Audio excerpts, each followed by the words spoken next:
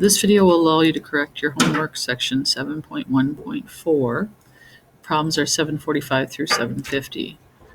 So for 745, Mr. Anderson's doctor has advised him to go on a diet. He has to reduce his caloric intake by 15%.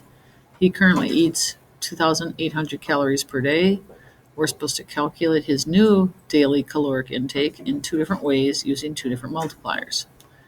So again, one way you could do it is to say, I want to figure out what 15% is of 2,800 calories. Change your 15% to a decimal. Okay, that's your multiplier scale factor. Of means to multiply, of course. And you can put that in your calculator. And you find out that he needs to reduce it by 420 calories. But again, what they're asking is for his new daily caloric intake. So you're going to take that 2,800, subtract the 420, and find out that his new daily caloric intake should be 2,380. Again, that's one way to do it. They wanted two different ways to do it. So a different way to do it is if he's going to reduce his intake by 15%, that means he's now going to only get 85% of his normal amount of calories. So 15% taken away from 100% means that he's going to be left with 85% of 2,800. So change that to a decimal again, multiply, and again you get to the same value. And we'd say that this is a one-step method versus a two-step method. For 746, last month a dwarf lemon tree grew half as much as a semi-dwarf lemon tree. A full-size lemon tree grew 3 times as much as a semi-dwarf lemon, and together the three trees grew 27 inches. They want you to write and solve an equation to determine how much each tree grew and make sure that you define your variable. So we have the dwarf lemon tree, which grew half as much as the semi-dwarf, and we have the full-size lemon tree, which grew 3 times as much as the semi-dwarf. So the semi-dwarf is the starting point. So that's going to be our x. So x will represent the growth of that semi-dwarf tree. The dwarf lemon tree grew half as much as that. So that'd be 1/2 x, or you could go with the decimal, 0.5x. That'll be your growth of your dwarf lemon tree. And then the full-size lemon tree grew 3 times as much. So 3 times x would be the growth of the full-size lemon tree. So we have x, we have 1/2 x, which can be the decimal as well, and 3x. And all three of them together, we're told, grew 27 inches. So we're going to add x plus, again, either 1/2 x or 0.5x and 3x to equal 27. So x plus 1/2 x plus 3x equals 27. So then we are going to combine our like terms. Remember, this is the same as 1x plus 1/2 x plus 3x. So that's going to be 4.5x equals 27. And that was, again, combining our like terms. Then we're going to divide both sides by the coefficient. So we're dividing by 4 5/10. So you can put into your calculator 27 divided by 4.5. And again, this is just creating a 1x, which is our goal. So we get x equal to 6. So if x is the amount that the semi-dwarf tree grew, then we need to still state how much the other trees grew, because again, they wanted us to determine how much each tree grew. So the semi-dwarf tree grew x, which is 6 inches, it looks like.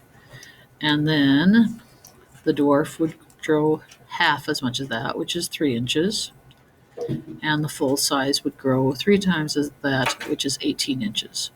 So half of the 6 is the 3 inches for the dwarf. That's coming again from here.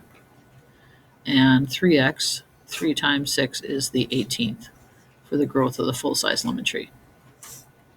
Again, make sure you have the equation, make sure you have the defining of the variable, as well as the declare.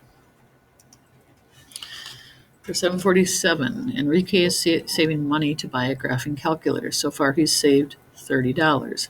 His math teacher told him he's saved 40% of what he will need. How much does the calculator cost?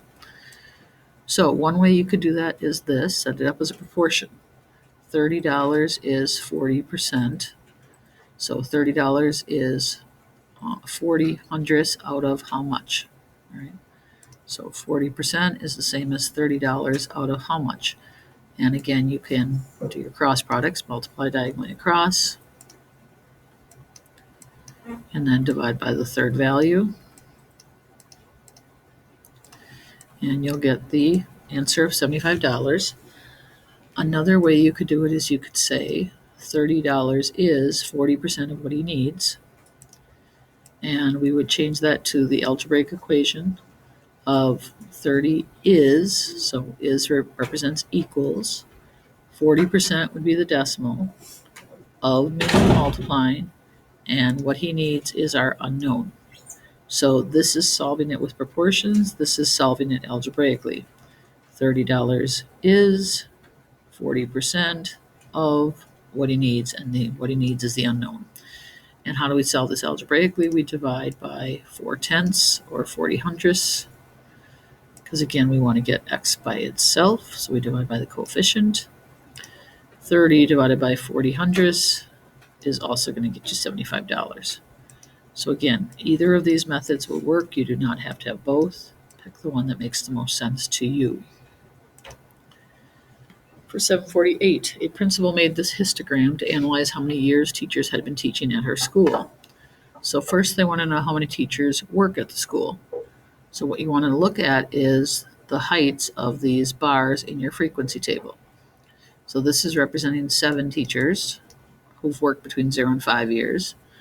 This is representing 10 teachers who've worked between 5 and 10, and so on. So you're going to look at the heights of the bars, add them up, and you find there are 24 teachers who work there. If the principal randomly chose one teacher to represent the school at a conference, what's the probability that they would have been teaching there 10 years or more? So we want to look at how many teachers are in these sections. And what you find is that there's 7 teachers, 5 plus 2 basically, that are there more than 10 years or more. And that's out of, again, the 24 teachers. Okay. Now, I do want to make a slight correction on that.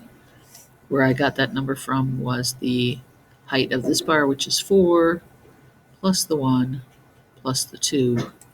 That's where we got the 7. Again, that was somewhat cut off here, and I want to make sure you saw that. What is the probability that a teacher on the staff has been there for fewer than 5 years? Well, there are 7 staff members that have been there for fewer than 5 years, so that's also going to be 7 out of the 24 teachers. 749. Lou is rolling a random number cube. The cube has 6 sides. Each one is labeled with a different number 1 through 6. What's the probability he will roll a 5 or a 3 on one roll? So remember, that means that a 5 would be considered a successful outcome, so would a 3. So that's 2 successful outcomes out of 6, or if we simplify, that's 1/3.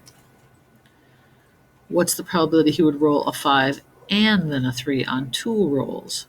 Well, when we want and, we want both things to occur. So the probability of him rolling a 5 would be 1/6. The probability of rolling a 3 would also be 1/6. And when we want them both to occur, we're going to multiply those probabilities. So 1/6 times 1/6 equaling 1/36. And then what's the probability he would roll a sum of 12 in 2 rolls? Well, the only way that can occur is if he rolls a 6 and a 6, which is one possibility also out of 36.